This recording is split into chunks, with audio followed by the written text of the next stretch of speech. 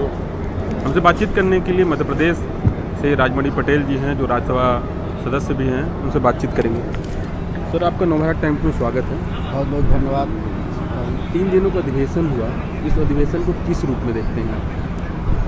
ये अधिवेशन निश्चित रूप से इस दिशा को, इस देश को एक नई दशा और दिशा देने वाला अधिवेशन है, क्योंकि जिस तरह से राहुल गांधी ने सारे भारत की पदयात्रा करके और हर गरीब से, हर दुखिया से, हर गरीब से, नौजवान से, खिलाड़ी से, समाज के हर वर्ग से मिल करके जो उन्होंने भारत को समझने का प्रयास किया है, वो निश्चित रूप से प्रशंसनीय है। और आज उसी की ज़रूरत है कि जो गरीब के, मेहनत करने वाले लोगों के दुख और दर्द से जुड़ सके, उनके दुख दर्द में शामिल हो सके, उसको जान सके, वही बेहतर तरीके से देश की सेवा कर सकता है। और इसमें जो है कई ऐसे प्रस्ताव भी आए सम्मेलन में जो एक नए विजन को की ओर इशारा करते हैं। जिस तरह से संगठन में एक लंबे समय से भागीदारी रह जा रही थी कि जो पिछड़ा हुआ तबका है, पिछड़ा वर्ग है, SC है, ST है, इनको जो पर्याप्त प्रतिनिधित्व नहीं मिलता था संवैधानिक तरीके से नौकरियों में, दूसरे उसमें था, लेकिन संगठन में नहीं मिलता था।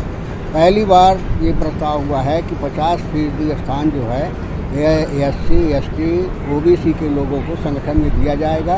ये महत्वपूर्ण अपने आप में क्रांतिकारी परिवर्तन है। और दूसरा, जो इस देश का किसान है, और किसान ही अन्नदाता है, किसान धरती का सीना चीर करके अन्न पैदा करता है, दुनिया का पेट भरता है। और जो उसका हक और अधिकार है अगर दबाया जाए, उसका स्वाभिमान और सम्मान कुचला जाए, तो और विकास के लिए अपना खून और पसीना बहाता है, बुनियाद तैयार करता है, देश को मजबूत करता है, उसके मनोबल को मजबूत होना जरूरी है। भारतीय जनता पार्टी ने जिस तरह से किसानों के स्वाभिमान और सम्मान को कुचला है, उनके हक अधिकार को दबाया है, उससे निश्चित रूप से किसानों का मनोबल कमज़ोर हुआ है। और भारतीय जनता पार्टी तो उसके जो अंदर से नियत है और लक्ष्य है, तो यही है कि जिस तरह से देश के, भारत के संसाधन हैं, सारे संसाधनों पर भारतीय जनता पार्टी किस तरह से पूंजीपतियों का कब्जा उसमें कर दे, इस दिशा में प्रयास कर रही है। और उसी दिशा की एक कड़ी है जो किसान आंदोलन हो रहा है। जब ये हुआ कि अगर किसान अपने पे अड़ जाएगा, वो अन्न पैदा नहीं करेगा, बाज़ार में नहीं भेजेगा, तो पूंजीपति क्या करेगा? तो रोटी की ज़रूरत सबको पड़ती है। तो ये बहुत बड़े षड्यंत्र की तरह प्रयास किया गया था कि किस तरह से रोटी में भी पूंजीपतियों का अधिकार हो जाए।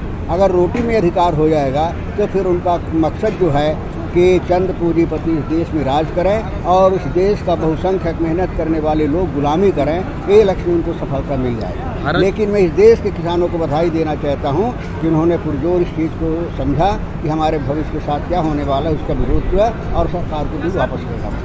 भारत जोड़ो के बाद महाधिवेशन, इससे आम जनता पर क्या फायदा होगा? इस अधिवेशन से 2024 का जो होने वाला चुनाव है, उसके मद्देनजर रखते हुए निश्चित रूप से आज राहुल जी ने जो साबित कर दिया है और उन्होंने महसूस किया कि इस देश का गरीब, इस देश का किसान, इस देश के मेहनत करने वाले लोग जो है VIP कल्चर को लाइक नहीं करते।